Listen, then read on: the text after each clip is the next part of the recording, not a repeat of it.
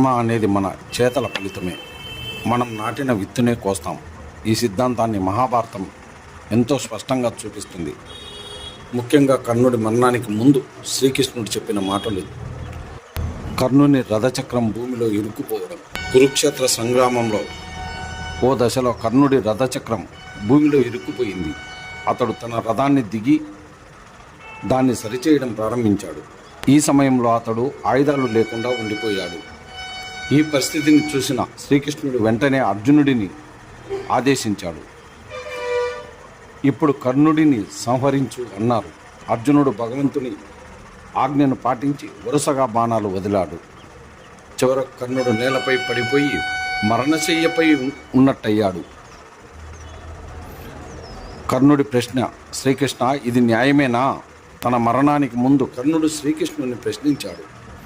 ప్రభు, ఇదేనా నీ న్యాయం? నీవేనా అర్జునునికి ఈ ఆజ్ఞ ఇచ్చింది?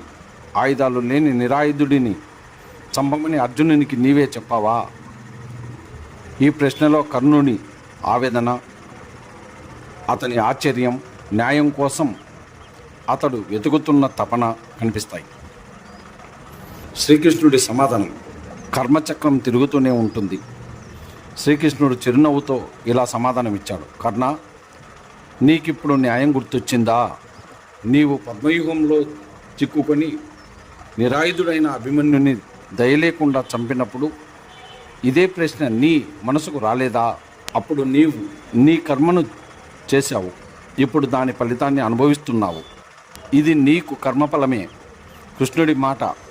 కృష్ణుడి ఈ మాటలు కేవలం కర్ణుడికి గాక మన అందరికీ జీవిత పాఠం.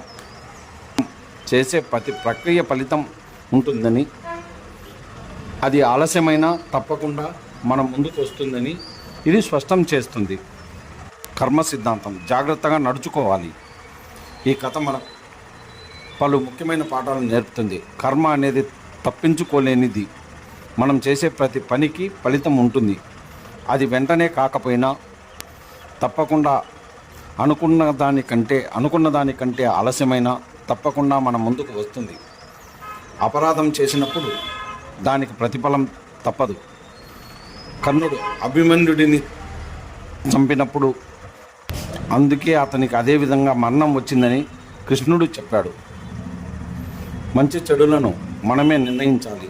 నమ్మకాన్ని వంచి క్రమశిక్షణను కాదని న్యాయం పేరుతో అన్యాయాన్ని చేయడం కర్మచక్రాన్ని మనకు వ్యతిరేకంగా తిప్పేస్తుంది. అహంకారం, అధికారం, దురుద్దేశాలు ఇవి మన భవిష్యత్తును